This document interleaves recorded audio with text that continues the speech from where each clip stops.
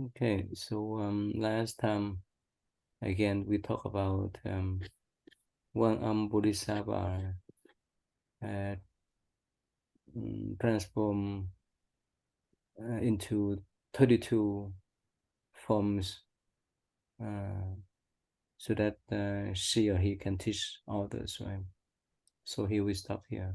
If there are non-human beings with or without forms, and either thoughtful or thoughtless, who wish to be free from bondage in the realms, I will appear as one of them to teach them the Dharma so that they can reach the goals. Okay, so if they are non-human beings, so probably God, celestial beings, hungry goals, um, uh, and any kind of invisible beings, right? With the form, thoughtful or thoughtless. So this Buddhist will appear according to their wish to teach the Dharma. Wow, this is purely wonderful. So this Buddhist could appear in any form of life to teach even non-human beings. Uh, so I think we may have discussed before, but do you have a kind of feeling, the feeling about encountering or feeling about those non-human beings, invisible beings in your life? Yeah, I've had some subtle senses of it. Nothing nothing really dramatic where it was completely undeniable, but always a sense that like there is something um that's like that's helping. Like I always have enough, things always work out. So even though when it looks like things might not work out, I still feel anxious. Mm. But like I remember that okay, it's always been well in the past and there seems to be something bigger happening. So yeah, I get a sense of it. Mm. I don't know whether I told you the story when they first came to the Malaysia came Pulau Pirong. I don't know whether I told you that story not yet. That You said what about Malaysia? yeah, I escaped from Vietnam to Malaysia, came back in 1983. So um, because we have a lot of activities at the temple, and the camp is just in the island, uh, and the temple is just on the hill. So occasionally I slept inside the Buddha hole, like Buddha hole here. And at that time, it's still young. I think it's 17 or 18-year old. So somehow, at night, we couldn't control our body, right? So at night, I swing my body somehow. My feet go into the Buddha statue. What happened? What guess was? So at that, somehow it's happened only once, not only once, but twice. I felt that someone tickle my legs, and wake up. I saw my leg point to Buddha, so that's why I wake up and turn my feet back to all direction. Except again, I did again, so I have that feeling one more times, the tickling feeling, and I wake up, and yeah, I saw that my leg up there, and I have to turn all direction, and Hmm. that's one. Actually, that's probably you can say that one of the incident that made me to recognize some invisible beings over there that we cannot see, Yeah. and plenty of them too. Um, when it was in college, at that time, it's still late men. I think in the 80s, late 80s.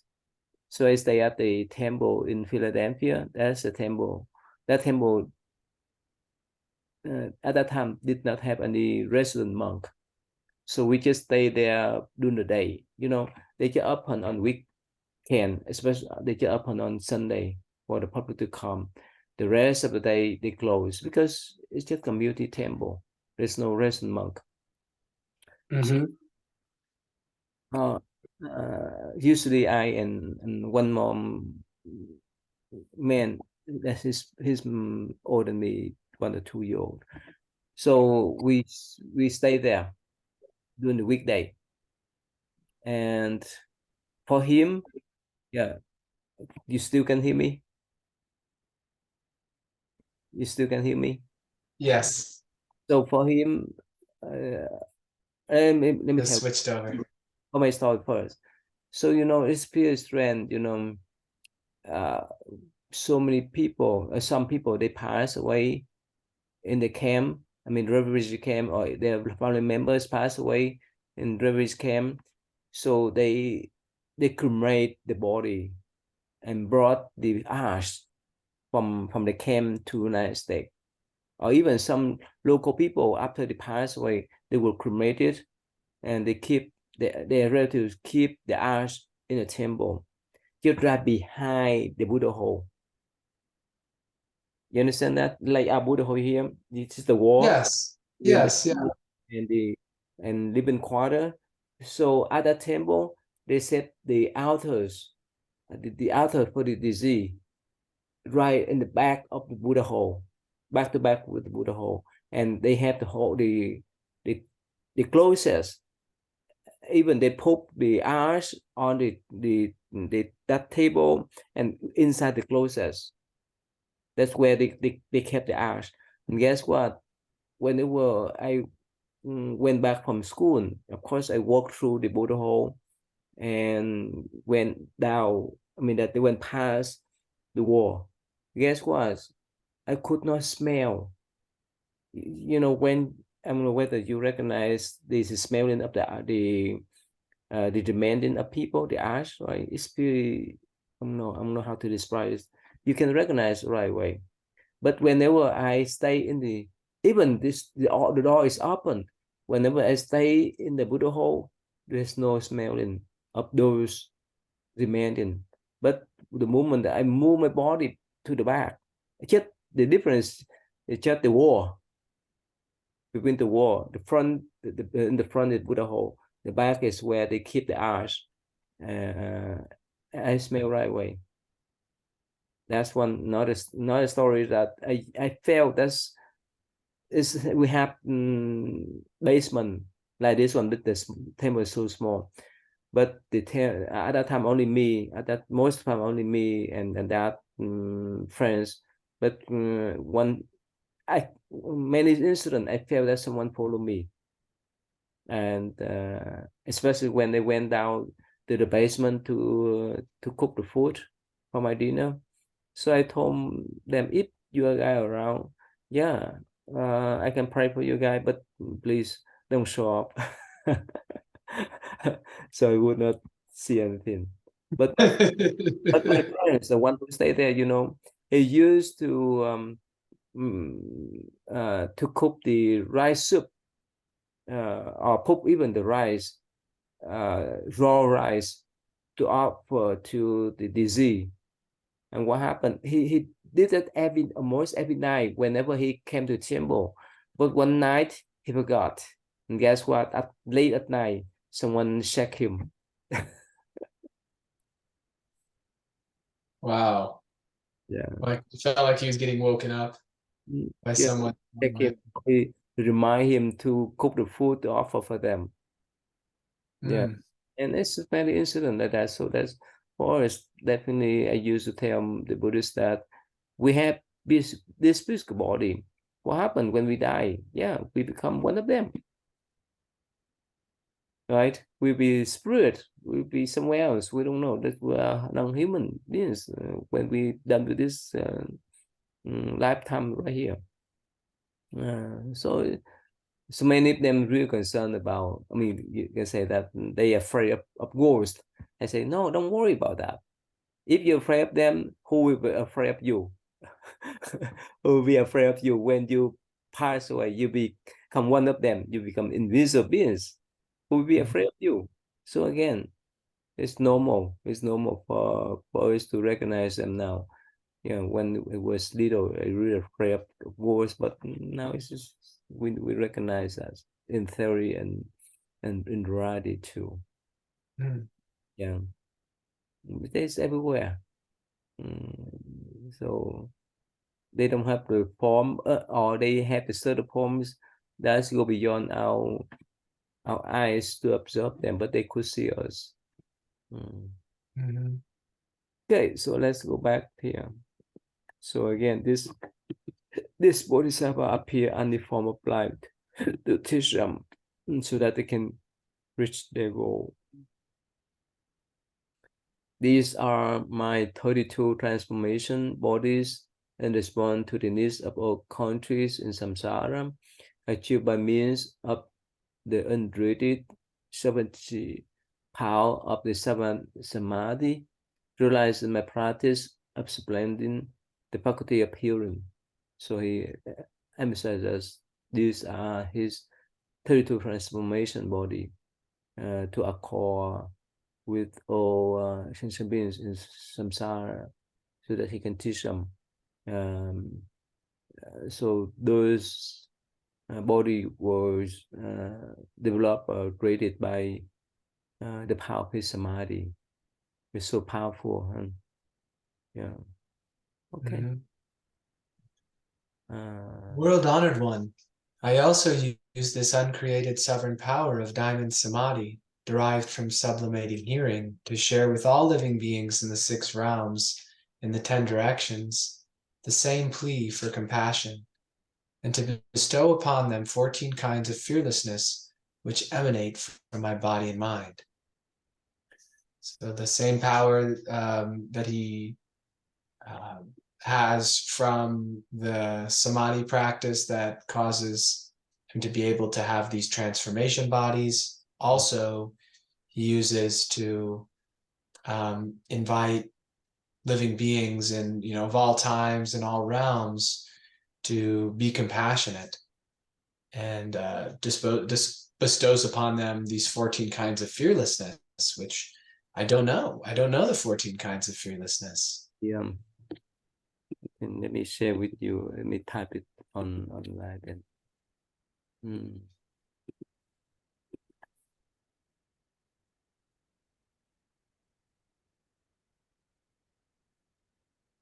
yeah.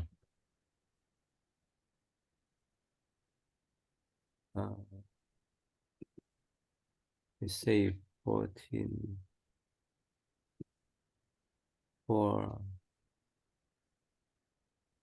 right here.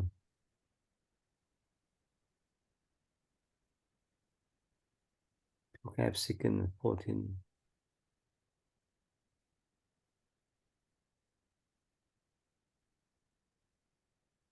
Mm.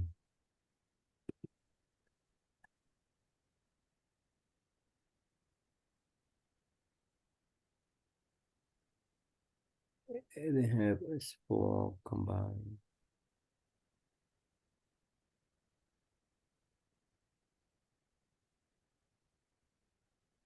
Yeah, in Vietnamese version, we have that type of 14 fearlessness, but I don't know.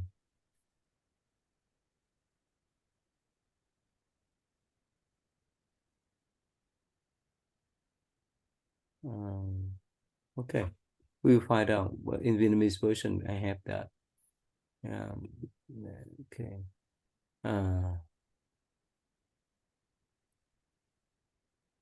um, so he used the samadhi power, right? The power of samadhi, um, uh, derived from sublime hearing, the hearing nature, right?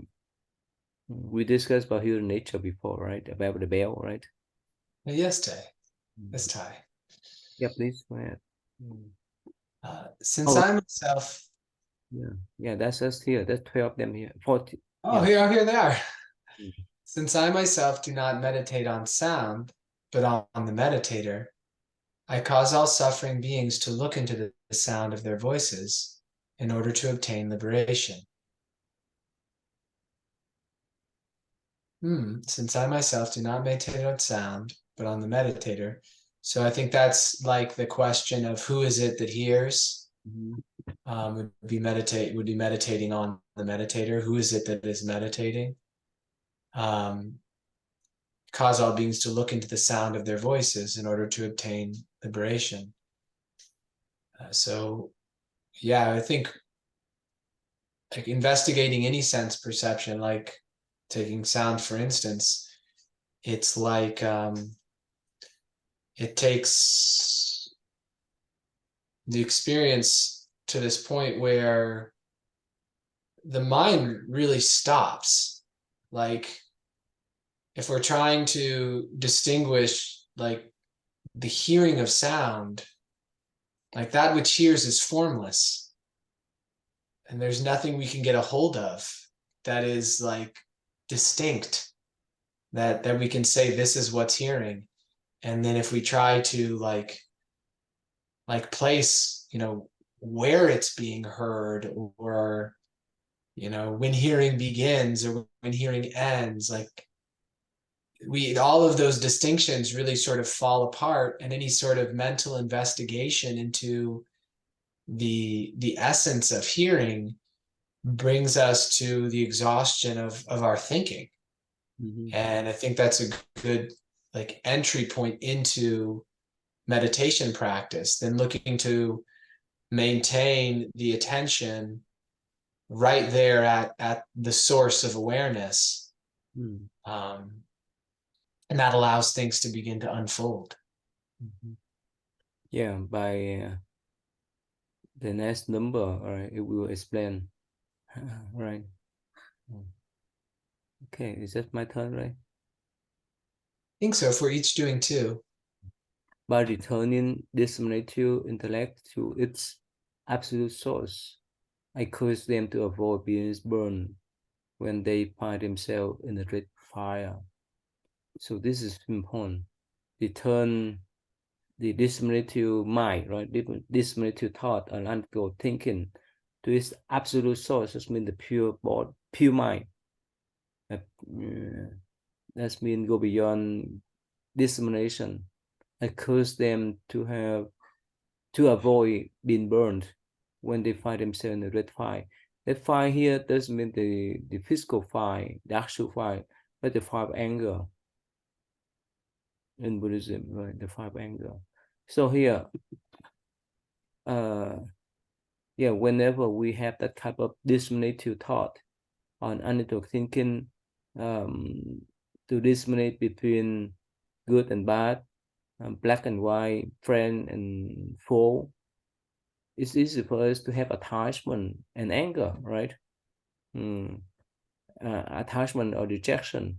So if we love someone, like some things, we will have tendency to attach to them. If we don't like, we have the tendency to reject them. When we reject them, but they still follow us, we have that kind of anger. So here, as much as we demand in a pure mind, pure nature, we don't chase after things. We don't have this many to thought up like this, like friend of foes. Am I more calm? No anger could burn us. I just discussed with Dr. Michael about the chapter, the prodigy chapter. You know about that chapter? The son that run away from the fathers, and somehow he uh, came across to his fathers, but somehow he couldn't recognize him. Remember In that the Lotus Sutra? Lotus Sutra? Mm-hmm. Oh, yes, yeah. You memorized that verses yet, and they're still working on? Not that far. I'm still working on chapter 3, but I'm familiar with that one where the father starts with him by having him clean out the stables, Mhm. and he gradually gives him more and more. Yeah. Yeah, so we discussed about the two opposite sins. At the beginning is similar, but at the end, the Buddhist prodigy is quite opposite with the Christian prodigy story, right? The, Hmm. the Buddhist, the fathers, after he found his son, he uh, uh, guide his son to accept his wealth step by step. And finally, before he passed away, he gathered his relative and announced that here, he my son, he ran from me so many years. So he will take over my position. He will and inherit all my wealth. That's Buddhist story. But the Christian story is that even he went back, but his brother is still cherished, and his father just accept him. Uh, that's all. So two different stories. So Hmm. and we discuss further that Buddhism start with the goods of nature. Other one, I mean, that the Christian tradition start with the sin, right? The negative notion of humans. But in Buddhism, it start with the good nature, the positive one. So let's say if your patient come, so you have two attitude, right?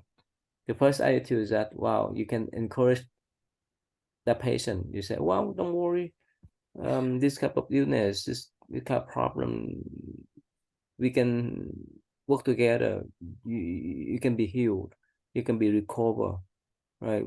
With my effort and your effort too, right? That first attitude, right? First encouragement Hmm. may give to your patient, right?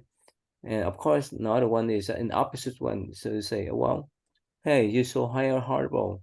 There's no way for you to help yourself. I'm only one to help you. Because you have no ability to heal for yourself. With these two attitude, right? It's quite opposites, right? One is you encourage the patient to work together with you so that they can speed up the healing process, right? That Hmm. so another one is you give them the negative comment about them, and they completely rely upon you. So probably the first one will be more healthy, right? For every patient, right? Yes. Mm. What happened if you say, "Oh, you need to depend upon me completely"? What happened then? Well, it's not good for me either. Yeah, Not good for me or for the patient, because then, if it's totally my responsibility, then they'll just start blaming me if they don't get better. that's the point, right? Yeah. Yeah. Mm.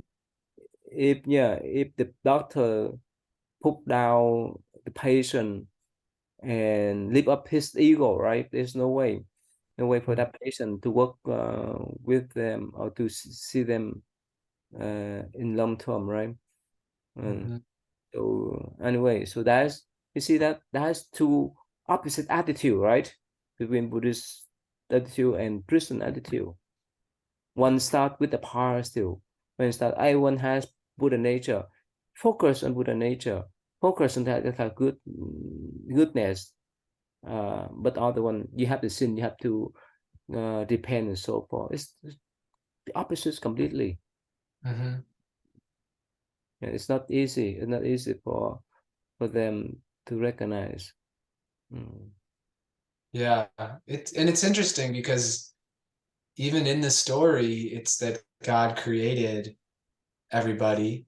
So it'd be natural for the conclusion to be that, like, okay, well then, if God's whole and complete and God created me, then I'm one with God and I'm whole and complete. But it's not how people usually relate to it. They usually relate to is like God is separate Mm. from me and God's judging me and will punish me. Um, so yeah, it is. I agree. It is very quite different approaches. And again, um, in our practice of meditation, our prayer, even learning, right? We go through the learning process. Sometimes we progress quickly. Sometimes we fall back. It's just life. It's up and down. But no matter what, right? The Buddha is always encouraged that one day we'll be like him. That's why in this sutra, the Lotus Sutra, the Buddha has mentioned about the transformative city of the Arhat, that they cannot satisfy with that. They need to move on to become Buddha once they like them. So again, he lived that, he provided kind of encouragement. He lived up their spirit to move up to that position, the highest position that he attained. Uh, Mm-hmm. yeah, and also the chapter, right? The Bodhisattva who doesn't dare to look down upon others, right? That chapter. Yes. That's why Buddhism, there's no judgment. We we we fall, we stand up, we walk again. It's just the learning curve. It's normal. It's not a natural way of learning. Yeah, but other ones is make a lot of judgment. You have to be judged before to enter the heaven and so forth. We made mistake, but we can depend ourselves and move on. So there's no need to be judge ourselves or others, but we can recognize some mistake. So my point is again, everyone has this kind of Buddha nature, good nature. The importance is that we need to recognize them, our nature or not. Mm. Yeah, everyone has that kind of potential to become Buddha, like the Buddha in past, present, future too. Yeah, so again, so return this means to intellect, that mean let go of the analytical thinking, um, good and bad, so that we can abide or stay with the pure mind.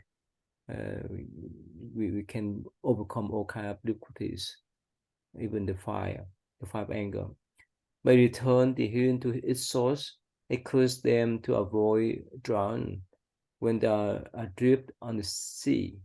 Again, in the metaphor explanation, right?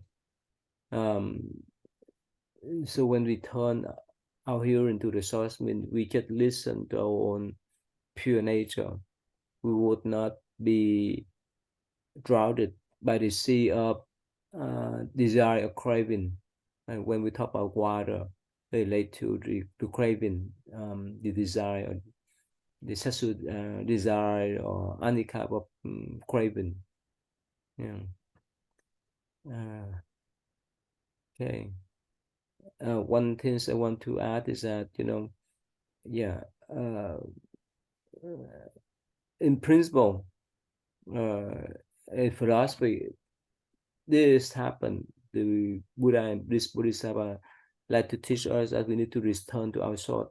But um, when we talk the faith, when someone have the strong faith with this Bodhisattva, they um, pray for this Bodhisattva. Sometimes they get some kind of blessing. Sometimes they may not, they may or may not get the blessing. Rescue from this Bodhisattva. You know why? Oh, why they may or may not? Why? Hmm. I don't know for sure. I have ideas, but no, I don't know. Yeah, in our daily life too, sometimes when we pray for this Bodhisattva, we decide the sutra, the mantra, and so forth. Sometimes we feel that we get blessing from this Bodhisattva, but sometimes not. Sometimes we may not have that. Is related to the faith, right? I used to explain to my people that so depend upon many circumstances, right? Our state of mind, right? Whether we're sincere or not, and also our karma, right? And the environment too. So in some sutra, especially in the Pali Canyon, one day the Buddha say that, let's say if we drop a rock into the water, could we pray for, for that rock to float on the water? There's no way, right? Mm-hmm. If we drop the rock into the water. And another thing is that if we pour the oil on the water, could we pray that the oil sink down to the water? There's no way. Mm-hmm. But in the the Pure Land Sutra, right? Mm-hmm. They say that the Buddha like the boat, a big ship, right, to rescue us from to bring us from one shore to others. Like we have the big ship that carry the big containers uh, from one ocean to another ocean, right? If we rely upon that type of big ship, we could travel around. So how could we compromise this kind of two story? One is the Buddha teaching that there's no way for us to pray for the rock to sink down, to float on the water. There's no way for us to pray for the oil to sink down the bottom of the water. But in the Pure Land tradition, yes, we can rely upon the Buddha power to rescue us from the soul of suffering to the soul of everlasting happiness by rely upon his power, like the ship carry us from one shore to others. So how could we compromise this type of teaching?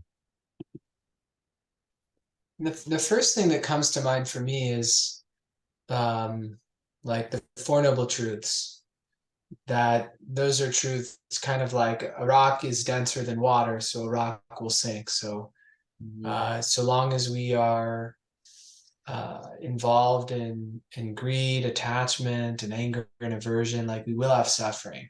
Like we can't pray to be able to pursue greed and attachment, anger and aversion, and not have suffering. Like so long as we pursue those things, we will suffer. So if our prayer is like that, then it won't work. But if our prayer is to let go of the causes of suffering, then we're also gonna be open to the teachings on how to do that. And I think in relying on the Buddhist power, part of that is relying on the teachings and doing the part that we can do to, like, if we want to take a boat, we can't just like be sitting in the middle of land and expect a boat to come to us. Like we have to find out where the boat is. Usually normally we have to buy a ticket, we have to get there on time, and we have to board the boat. So all of those things could be representative of the things we need to do in our practice to help with what we have prayers about. Mm-hmm. But if our prayer is just an expression of anger or just an expression of desire, then we're sort of, that would be the situation where it couldn't help. But if we rely on like the teachings of the Buddha to understand, like to have right understanding, so that we have prayers that are actually in line with the law, then I think we can help. We can be helped. But we may need to let go of something. We may need to let go of what we're suffering over. Maybe something looks so important that we have to have this thing in order to be happy, but like, maybe really we don't. And maybe that's part of the answer to the prayer. Mm-hmm. Yeah, even in the Theravada tradition, they would not believe in this kind of bodhisattva power to rescue us. But there's some mantra uh, within the Pali Canon that's uh,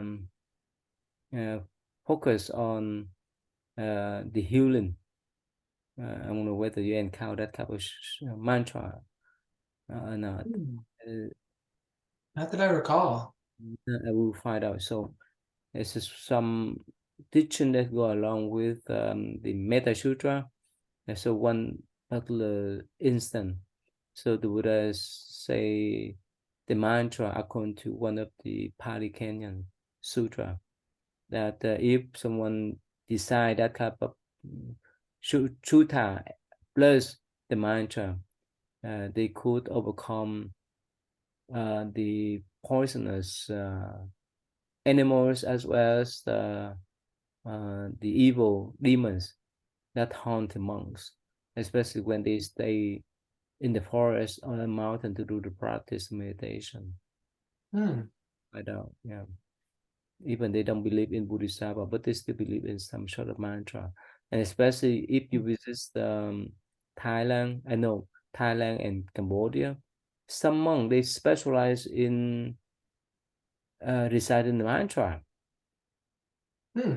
Yeah, even they don't believe in the Buddha, especially Bodhisattva. Yeah, Hmm. yeah. Even they put they write the mantra into their body as the tattoo. Oh yeah. Some of those monk. Have you Hmm. heard that? Have you seen about that? I've heard about like monks receiving and giving tattoos in Thailand. Um, I didn't know that it was specifically mantras. Yeah, some of them, not all, but some of them brought or received the tattoo with the mantra on their body. Yeah. I've thought about getting some sort of Buddhist themed tattoo. My brother has a Buddha on his back, Oh, really? and like a full his whole back is one. And Really? yeah, I've kind of like in a way, then we're kind of the symbolism of having your back to the Buddha. It's kind of always there. And that's not his intention. His intention is it's like to honor the Buddha. But he has like a Mother Mary on his calf, and then he has Star Wars the movie. In Mm-hmm. it, there are these laser guns. He has one on each hip, so you can see the laser guns like on his hips, and then he has the Buddha on his back. I'm like, his intention is like he likes movies and he likes that movie, so it's not that he likes violence. It's just that he likes movies. Oh, Uh, but it's an interesting juxtaposition there. So, what are your thoughts on tattoos and no, actually, it's not good that we put even the Buddha statue in our private room because we change the clothes uh, in our private room, right? Private place, so it's better to put out there. So uh, I don't know whether you know the story that there's I think there's one man, he has a Buddha tattoo on his body, but when he flew to Sri Lanka, he was kicked out. You know about that story? hmm, No. no? Yeah, so because they couldn't accept that. For me, it is stressful to have Buddha statue on any part of our body because to take a shower, we go to restroom, you know. Mm, uh, that's why somehow when they went to my friends who are Christian or Catholic, they put the image or the statue of Mother Mary or Jesus Christ everywhere, even in toilet. Mm, Yeah, so for us, there's no way for us to put the Bodhisattva statue in the toilet. Not talking about on our body. So for me, I think for most of the Eastern Asian Buddhists would not accept that to have the Buddha on our body because we have mm, all kind of activities during the day. Go to the restroom, go to bath, and we have um, uh, I mean that activities with others, opposite sex and so forth. So that's why I think we wouldn't accept that. We not can say we wouldn't accept that because this is special. For the mantra part, that's for me, that's okay, but not for the Buddha or Bodhisattva image on.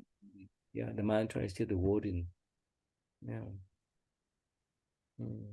Gotcha. So same thing for like a sutra, or would you say a sutra? Say someone like wrote a sutra out on their chest. Yeah, sutra some part. Uh, In between is kind not of I would not. I have not heard any sincere Buddhist who wrote the sutra on the body, but I think I show. I mean, I shared with you before. There's some monks and nuns they use their blood to write the sutra. mm-hmm. Yeah. Yeah, let me type the story. Let's see here.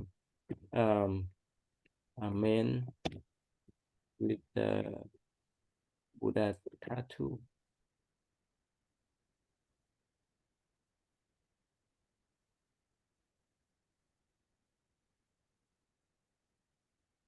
In here.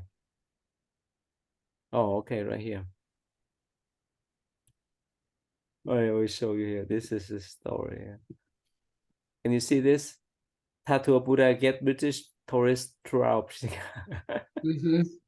Oh, that's the girl, not the man. Yeah. Yeah. This is not 2014. This is, Wow. yeah. She probably didn't. She probably thought that people wouldn't think of it that way. That they would think it was a sign of reverence. Mhm. Yeah, but And makes sense. yeah, and even in Indonesia, and even it happened in Vietnam lately too. There's some bar they put the Buddha statue inside the you know where the bar that people go there to have the drink. So Yeah, Buddha statue there, so there's no way for Buddhist people to accept that because you know the fifth precept is no drinking, and so this is special for the Buddha to be inside that type of bar. we had a restaurant in downtown Indianapolis called the Buddha Bar, Really? and they had like alcohol and cigars. But they And have so, Buddha statue inside or just the name? well, they have definitely Buddha. I never went inside, but I they have frosted glass images of Buddha on the outside with the Buddha bar. And it's like, it's got nothing to do with the Buddha. This is, Yeah, you that's know, offended. Yeah, that's offended for the Buddhists. yeah. So Yeah, I never ate there. They had lunch and they had some good things on their lunch menu, but I'm like, I'm not gonna go there. that's offended for Buddhists. But of course, it's just so obvious, right? Because that's against the fifth precept, right? No drinking, right? That's just so clear. But I'm talking about the tattoo, the Buddha tattoo on the body. Yeah, is yeah for the Buddhists. Yeah, up to now I have not seen anyone of them. If they are sincere Buddhists, they would not put the Buddha's image on their body. Yeah. Okay, so let's just move back here. So one more time. Yeah. See here. The part that okay, return the source. Mm, yeah, please. Yeah. Number four. By stopping wrong thinking and thereby cleansing their minds of harmfulness, I lead them to safety when they wander in the realm of evil ghosts. Hmm. Yeah. So if we stop wrong thinking, then what's present is the original nature of the mind, unobscured by wrong thinking. And but if we're lost in wrong thinking, it could be like we're wandering in this realm of evil ghosts, where our wrong thinking can cause all sorts of problems for us, like serious problems in our life, in our relationships, our finances, our health. Mhm. So it can have a real solid positive outcome in our life by ceasing wrong thinking whenever we notice it. being present. But here, if for some, let's say, beginners, right, if they come across to this type of sensation, they may have some kind of misunderstanding about my Buddhist approach, that but they try to stop the wrong thinking. They Mm, press the wrong thinking, right? For example, right. if I have the thinking that I want to tell lie, for example, so I try to suppress that wrong thinking. I say no, as a monk, I cannot have that type of thought. What happened? The more I suppress, the more it's pop up. Yeah. That's why it's cleaning their mind. I like this word cleaning. That's just let go or purify the mind. Just refocus our mind on the breath and so forth, and so that we can let go of those type of wrong thinking. It's more feasible. It's more beneficial. Otherwise, the more we suppress them, the more they pop up. Especially like the one that have depression. Right? Mm-hmm. Talk about the CBT and MBCT, right? Mm-hmm. CBT teach the patient to replace the good thought, the harmful thought. Oh, sorry, to replace the harmful thought with a good thought. That is replacement, but it's what work well. So the MBCT help us to accept our demon, to accept our mind, whether it's wrong or right, to accept and let them go. Much easy. That's why it's getting popular. So that's why for the beginners, when they come across to that kind of passage, they may have the kind of misunderstanding to suppress the wrong thought. Mm, yeah. Okay. Yeah. Please, number 5. By sublimating their wrong hearing to restore its actual condition, thereby purifying all 6 organs and perfecting their functions.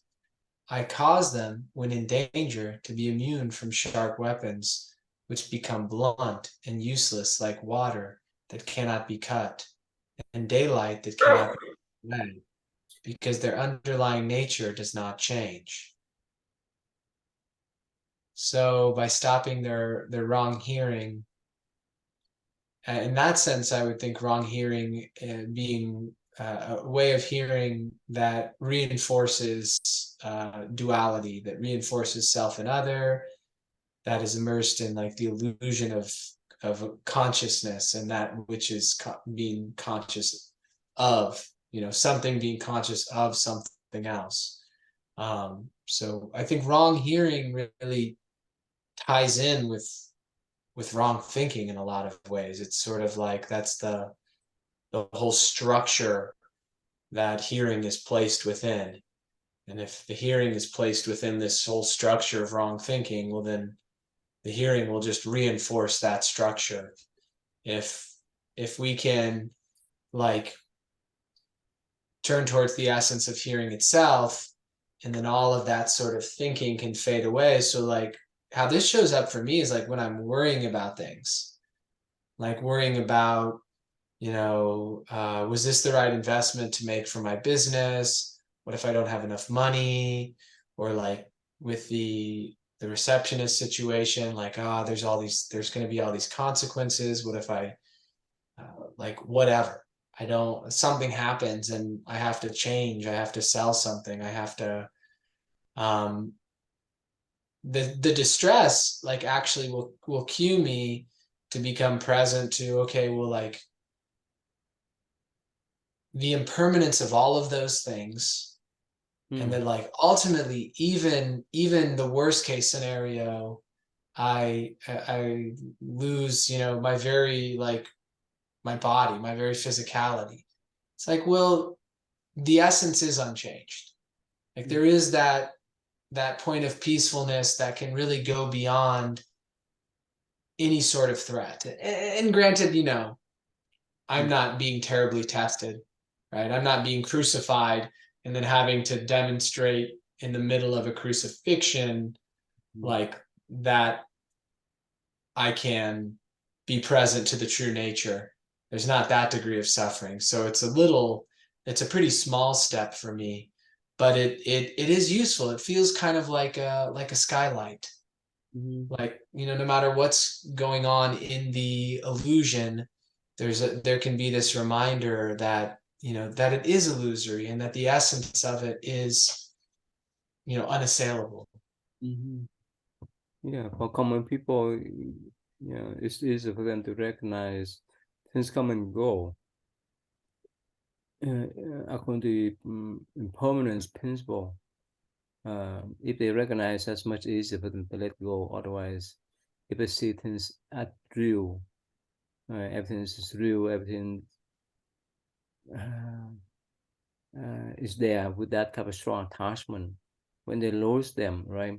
When they lost business, when they lost the money and so forth, it is their disaster, right?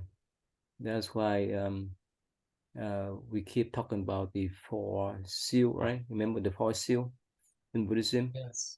right? Impermanence, no self, suffering, uh, uh, emptiness. The four of them. Okay, let me share with you before we end today. That's not Buddhist practice.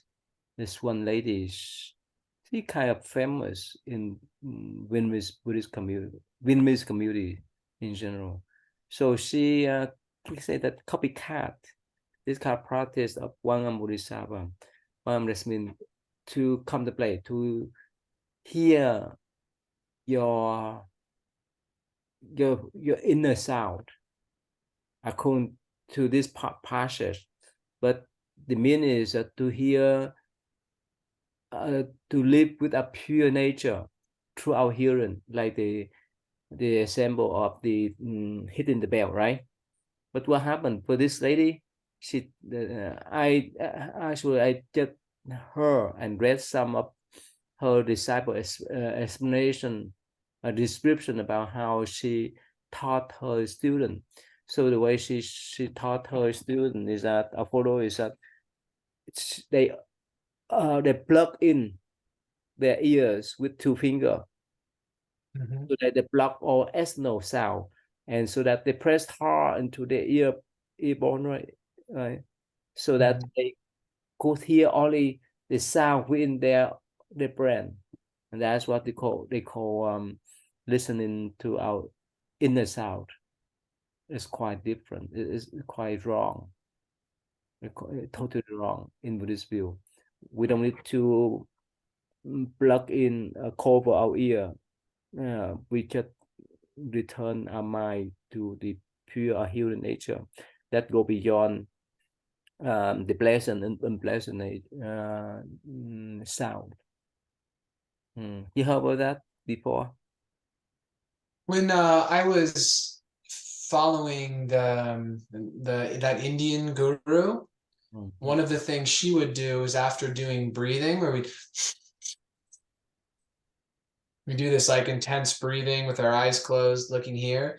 She would have us push our fingers in and take the thumbs and plug the ears. So we do this sort of thing. What? So so we'd have like the thumbs in the ears and then the fingers pressing on the eyes.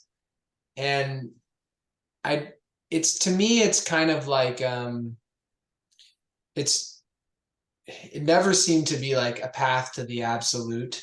It seemed to be like exercise. Mm. Like if you exercise, you're going to get a feeling, and it's even like good for the body. People who exercise, they tend on average to live longer than people who don't, but there's all sorts of, variabilities that haven't been mapped out. Like what about people who meditate or people who, eat less? So yeah, to me, there's an effect and a sensation that people can experience from it, but it can also be part of like just, creating more waves to pay attention to, as Mm. opposed to just becoming at peace with what is. That made difference.